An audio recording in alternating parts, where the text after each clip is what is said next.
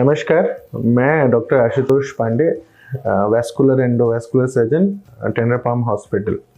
आज हम बात करेंगे एक बीमारी के बारे में जो कि काफ़ी खतरनाक बीमारी है, जिसको कहते हैं एब्डोमिनल आयोर्टिक एन्यूरिज्म। एब्डोमिनल आयोर्टिक एन्यूरिज्म का साधारण मतलब होता है महाधमनी विस्फार, यानी कि जो पेट में हमारी नस जा रही है। इस चित्र के माध्यम से समझेंगे। ये पेट के अंदर की स्थिति है, ये किडनी को जाने वाली नस है और ये नस आपको दिखती है फूली हुई। इसको एन्यूरिज्म कहते हैं। कोई भी नस अगर अपने आकार से बड़ी हो जाए तो वो एन्यूरिज्म होता है। अब कोई नस अगर अपने आकार से बड़ी हो जाए तो क्या होगा? उसकी दीवार पतली होती जाएगी और आगे जाके उसमें फटने का रिस्क आता है। तो इसीलिए आयोर्टिक एन्यूरिज्म यानी कि महाधमनी का विस्फार होना एक खतरनाक स्थिति है, एक क्रिटिकल इलनेस है जिसमें जीवन जाने का रिस्क होता है। अगर ये रप्चर कर जाए, किसी भी पॉइंट से फट जाए, तो तुरंत ब्लड की लीकेज होगी और ऐसे में जान बचाना काफ़ी मुश्किल हो जाता है। तो इसका इलाज क्या होता है कि उचित समय पे, सही समय पे जब ये पेशेंट्स आते हैं डायग्नोस होके कि हाँ भाई इनको एब्डोमिनल आयोर्टिक एन्यूरिज्म है, तो इनका इलाज किया जाए। तो अब बात आती है कि जब हमको आयोर्टिक एन्यूरिज्म आता है तो इलाज कौन करता है। तो स्पेसिफिकली इसके ट्रीटमेंट के 2-3 तरीके होते हैं, उसको समझेंगे। एक होता है जो इस चित्र में दिख रहा है, कोई चीरा नहीं लगा, कोई टाँका नहीं लगा, एक स्टेंट डाल दिया गया और अंदर ही अंदर इसको सील कर दिया गया। इसको कहते हैं एंडोवैस्कुलर एन्यूरिज्म रिपेयर। पेट में किया तो ई बार, छाती की नस बड़ी हो गई तो टी बार, यानी कि थोरेसिक एंडोवैस्कुलर रिपेयर।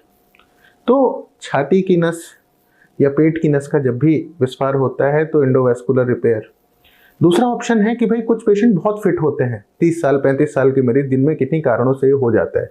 ऐसे मरीजों में चीरा लगा के ओपन रिपेयर किया जाता है ताकि लंबे समय तक वो चले और कम फॉलोअप्स की जरूरत पड़े। ये भी वैस्कुलर सर्जन द्वारा किया जाता है। तीसरा इलाज भी है। कई बार ये इतना बड़ा आकार का नहीं होता है, 4, 3, 3.5 सेंटीमीटर छोटे एन्यूरिज्म्स, इनका मेडिकल मैनेजमेंट किया जाता है। तो आपको कहाँ जाना चाहिए? आपको ऐसे डॉक्टर के पास जाना चाहिए जो इन तीनों में ट्रेंड है: मेडिकल मैनेजमेंट, सर्जिकल मैनेजमेंट और स्टेंटिंग। ये तीनों ट्रेनिंग केवल वैस्कुलर सर्जन के पास उपलब्ध होती है। 2 चीज़ें समझनी है कि केवल अगर आपको एन्यूरिज्म है तो स्टेंटिंग ही इलाज नहीं है, चीरा ही इलाज नहीं है। साथ ही साथ हमें कारण समझने हैं। कई बार छोटे एन्यूरिज्म है तो हम रेगुलर फॉलोअप में रखते हैं स्मॉल डायमीटर एन्यूरिज्म जिनको कहा जाता है। तो अगर आपके प्राइमरी केयर फिजिशियन ने किसी जांच में पाया कि आपको एन्यूरिज्म हो रहा है तो आप गूगल करें, आजकल सबकी क्रेडेंशियल्स मिलती हैं। आप पाएं कि पेरिफेरल वैस्कुलर सर्जन कौन है नियर बाई और उनसे संपर्क करें। दूसरा एक सवाल लोगों से आता है कि मोटा मोटा लक्षण हमें कैसे पता चलेगा कि एन्यूरिज्म है? थोड़ा मुश्किल है, क्योंकि आम लक्षण नहीं होते हैं।